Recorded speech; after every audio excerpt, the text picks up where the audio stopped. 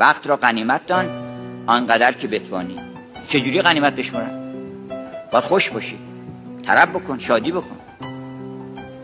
چجوری طرب بکنم؟ طرب نمیذارن اینجا تو این دنیا. کی میذارن آب خوش از گلوش پایین بره؟ چجوری طرب بکنم؟ یک راه بیشتر نداره طرب کردن. شادی کردن و به شادی رسیدن فقط یه راه داره، و اونی که تو ملحق بشی به شادی. حضرت شادی خداست، شادی محض خداست و بهجت نامتناهی در اوست. چطور میتونه کسی بدون اتصال به او به شادی برسه؟ بنابراین ببین که چگونه میشه با او بود. با او که باشی الهی همه غمها با یاد تو سرور است و همه شادی ها بی یاد تو غرور. اینم یه حقیقت تجربه شده است. هر کس در این عالم شاد بوده فقط به این دلیل شاد بوده که با او بوده.